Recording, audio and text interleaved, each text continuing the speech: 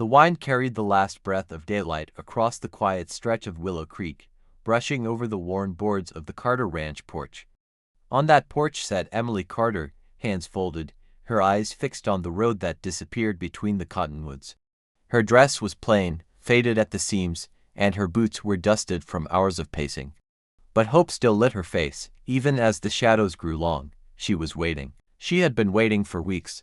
The world had taken so much from her father's strength, her mother's warmth, and now it was threatening the little ranch they held together. But there was one thing Emily refused to surrender, the promise she believed would come back to her.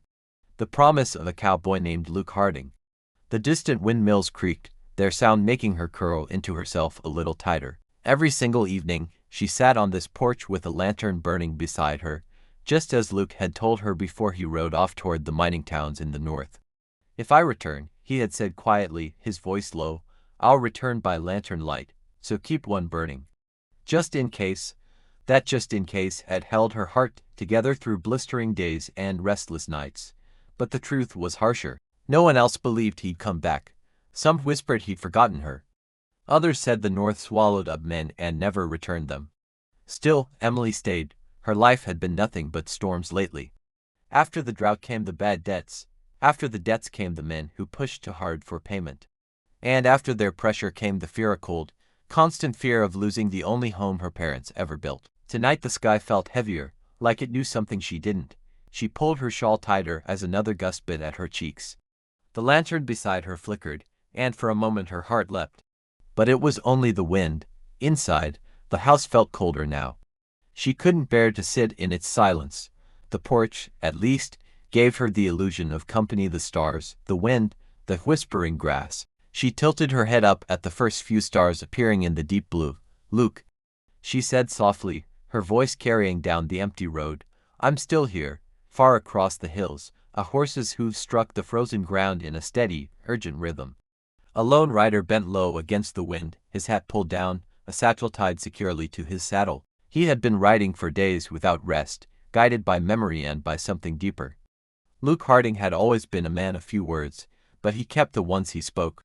And every mile he crossed tonight was driven by the weight of a promise he'd left in Emily's hands. Behind him lay hardship, months of it. Dangerous work in the mines, broken deals, a man's life nearly taken by greed that was not his own. But he had survived, and as long as he breathed, he had one thing left to do. Get back to her. Back at the ranch, Emily rose to her feet. Her lantern dimmed again, and she quickly shielded its fragile flame with her hand. "Please don't go out," she whispered. "Not tonight." Just as she said it, a faint sound drifted through the night. A hoof beat, her breath caught in her throat. Then another, and another. She leaned forward, squinting down the dark road, her heart pounding so hard she thought it might echo louder than the approaching steps. A dark figure appeared, slow at first, like a shadow forming out of dust and memory. Emily stepped down from the porch, her lantern held tight, its light trembling with her hand. The horse came closer, its rider sitting straight-backed despite the exhaustion weighing on his shoulders. Emily saw the hat, the coat, the familiar silhouette she had memorized 100 times over. Her voice cracked, a fragile sound in the stillness. "Luke." The horse stopped just feet from her, and the rider lifted his head. Gentle eyes met hers, tired, weathered, but warm. The warmth she had prayed for every night. Luke swung down from the saddle, his boots hitting the ground with a soft thud. For a long moment, he said nothing. They just stood there, two souls separated by months of hardship, yet pulled together by something stronger than time or distance.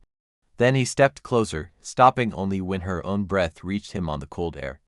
"Emily," he whispered, his voice rough with distance and weeks of silence. "I told you I'd come back if I could." She pressed a hand over her mouth, a wave of emotion shaking her. "I waited. Every single night." "I know," he said softly, his gaze fixed on her. "I saw your lantern from the ridge. It guided me home." Her eyes filled with tears she couldn't hold back. "You're hurt. You're tired. What happened out there?" He lowered his gaze, the weight of something, and said, pulling at his shoulders, "There's a lot to tell," he murmured. "More than I ever wanted to bring to your door." Emily stepped closer, her resolve unwavering. "Whatever it is, we'll face it together." Luke looked up again, and a flicker of pain crossed his eyes, a pain she didn't understand yet. "I wish it were that simple," he said quietly. Because, Emily, I didn't just come back for you. He reached into his worn coat and pulled out a folded piece of paper, creased and worn from travel. Her heart skipped a beat. What is that? She whispered, her eyes locked on the letter in his hand. Luke hesitated, the silence stretching between them. It's a letter, he said, his voice heavy. From someone who needs you, someone I promised I would protect. Emily stared at the paper, then back at his face, trying to piece it all together. Luke's voice dropped even lower, almost a whisper against the wind. And Emily, he took a sharp breath. She's already on her way here.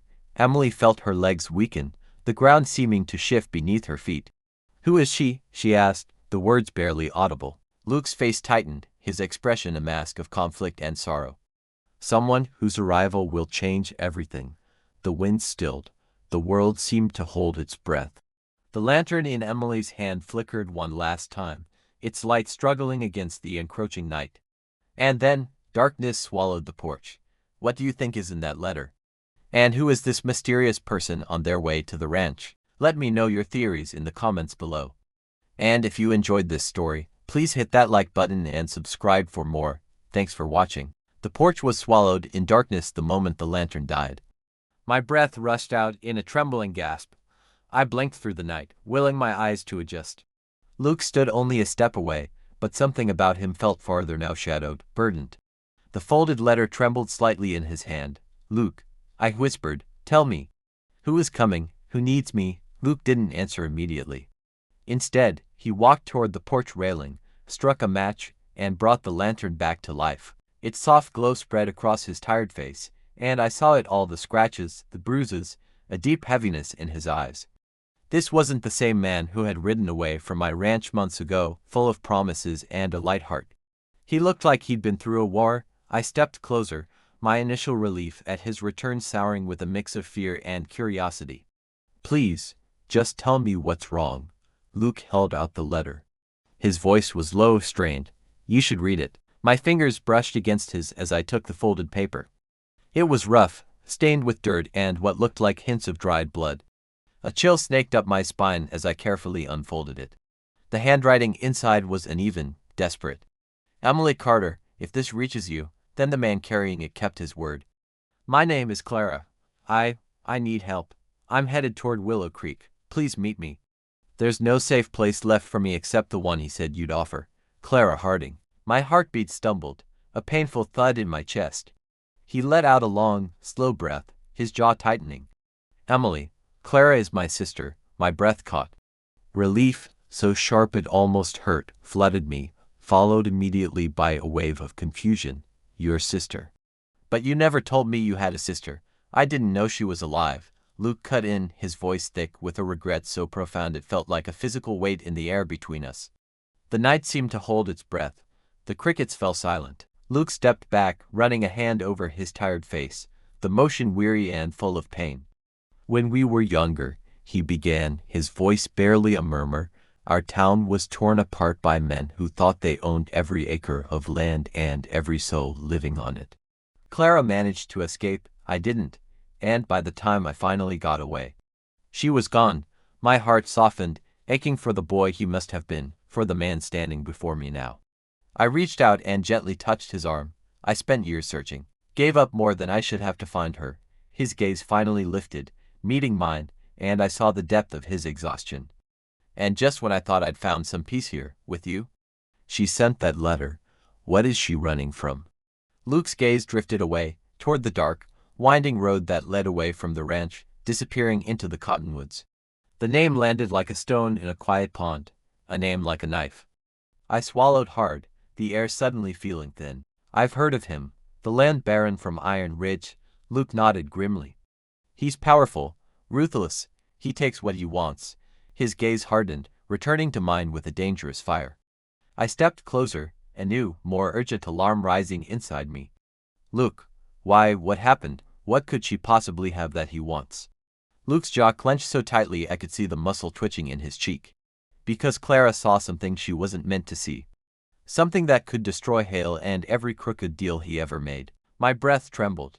It wasn't just a simple threat. This was something far bigger, far more dangerous, so he's chasing her.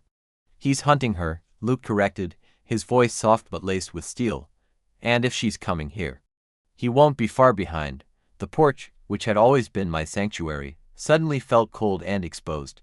I looked out toward that empty road, my lantern flickering, its light feeling frail against the vast darkness. Somewhere out there, a frightened woman was making her way toward my home, alone, terrified, trusting a promise Luke had made in my name. But why send her to me? I asked quietly. It wasn't an accusation, just a question born of confusion.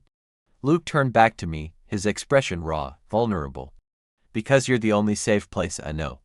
The only person I trust to protect someone who can't protect herself. My heart twisted with a painful mix of emotions. I had waited for Luke for months. I'd spent countless nights picturing a future with him, a future painted in warm colors and soft, peaceful mornings.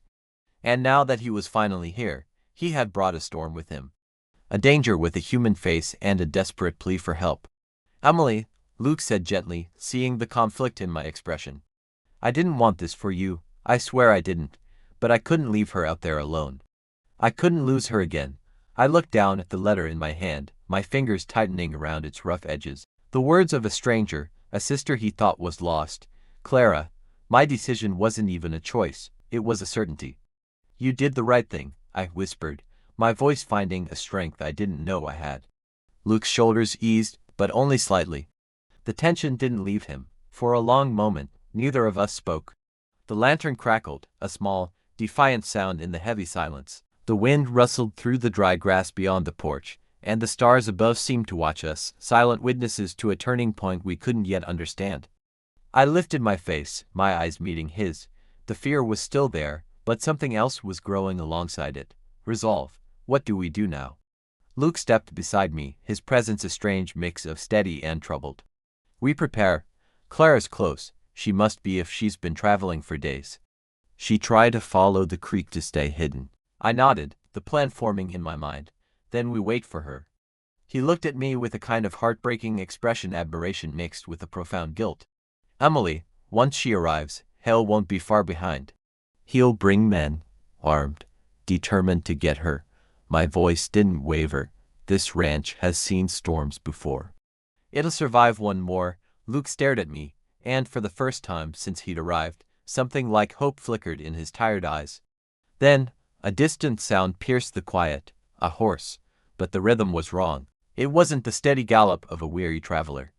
It was panicked, frantic, fast.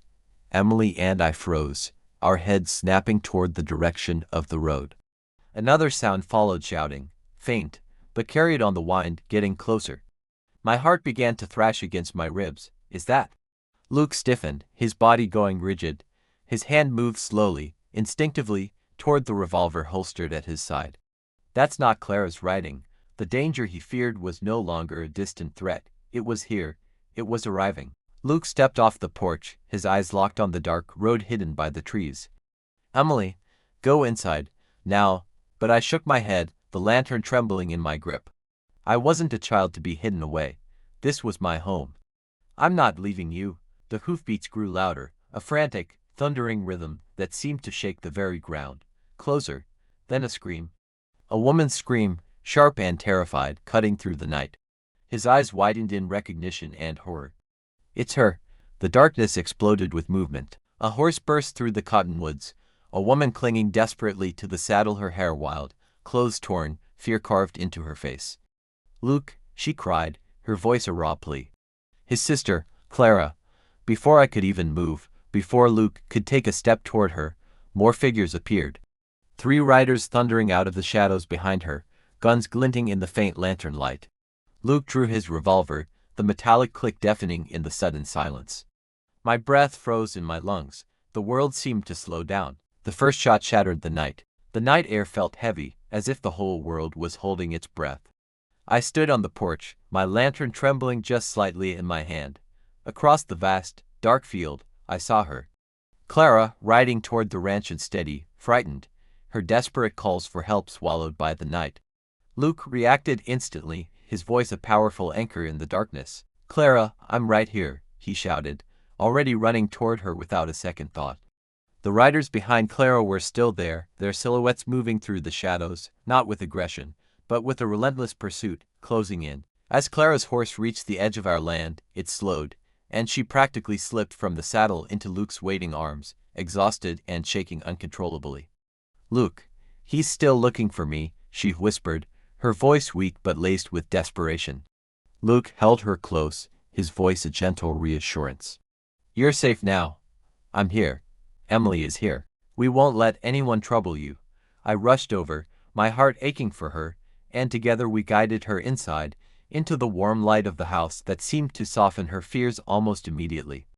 I helped her lie down on the guest bed, smoothing her hair back from her face and offering her a glass of water. Her eyes, filled with a deep exhaustion, softened as she looked at me. "He told me you were kind. He said your home was the safest place left." I managed a comforting smile. "You're welcome here. No one will disturb you." Luke lingered at the doorway, worrying etched deep into his expression. "Emily," he said softly, his voice low, "can we talk outside?" We stepped back out onto the porch, the lantern light casting a warm, intimate glow between us. The air was still thick with unspoken questions. "Clara didn't run away without a reason," Luke began, his voice barely above a whisper. "She witnessed something unfair, someone being forced off their land. She just tried to help, and the man responsible for it didn't like that." I frowned, piecing it together. "So he's been chasing her all this time just to keep her quiet?" Luke nodded grimly. "He believes he can pressure anyone he wants. But he's wrong." Before I could respond, a new sound broke the silence, the distant thud of hoofbeats moving across the ridge. Slowly, 3 riders approached the boundary of the ranch. They moved with a calm, controlled presence that was somehow more unnerving than an outright threat. Leading them was Barrett Hale, his dark coat drifting in the night breeze. Hale stopped at a respectful distance, his posture straight in the saddle. "Evenin'," he called out, his voice steady and even. "I heard Clara might be here. I just need to speak with her." Luke stepped forward, his stance firm but not aggressive. "She doesn't want to talk right now." Hale's jaw tightened, a flicker of frustration crossing his features, not anger. "Luke, I just want this resolved, peacefully." I raised the lantern a little higher, its light reaching toward him. "Mr. Hale, Clara is tired and she's scared. If you truly want peace, you'll give her the time she needs." Hale took a slow, deep breath, seeming to weigh our words, his gaze fixed on the house. Just then, a slight movement on the porch caught our attention. Clara appeared beside me, holding the railing for support. Her voice, when she spoke, was soft but surprisingly strong. "I'll speak for myself." Hale looked at her with genuine surprise. Clara continued, her chin held high. "I'm not running anymore. I only wanted to help that family. I didn't mean to cause any trouble, but I want to hide from the truth either." Hale exhaled deeply, a long, slow breath. The anger I'd expected wasn't there. In its place was something else, a reluctant, weary acceptance. "I understand," he said quietly, his voice different now. "If you're ready to explain things properly, I'll listen." Clara simply nodded. Luke and I watched as the tension that had gripped the night air began to lift, like a slow, fading cloud. The riders behind Hale remained perfectly still, their horses quiet. Hale tipped his hat, a gesture of concession. "This conversation can wait until morning," he said, his tone almost gentle. "For now, rest." With that, he turned his horse and guided his riders back toward the dark ridge, disappearing into the night. Silence settled over the ranch again, but this time it was peaceful. A profound calm had replaced the fear. Clara let out a shaky breath of relief, the weight of her ordeal finally lifting. Luke wrapped a protective arm around her shoulders. "You did the right thing," he said softly, his voice full of pride. "I'm proud of you." I stepped closer, drawn into their circle of relief and newfound strength. Luke's gaze met mine, and in his eyes, I saw something warm and deep and tender shining through. "Emily," he murmured, his voice so low it was almost lost to the night. "I didn't mean to bring all this chaos into your life." I reached out and touched his hand lightly, my fingers brushing against his. "Maybe my life needed a little change." A soft, heartfelt laugh escaped him. "I came back for Clara," he whispered, his eyes never leaving mine. "But I stayed, because of you." My heart seemed to melt at his words, a warmth spreading through my chest that had nothing to do with the lantern I held. "And I'm glad you did," I replied, my voice just as soft. We stood there together, The three of us bathed in the warm glow of the lantern, stronger now, connected by a thread of trust, kindness, and the quiet promise of a brighter tomorrow. Thank you so much for watching.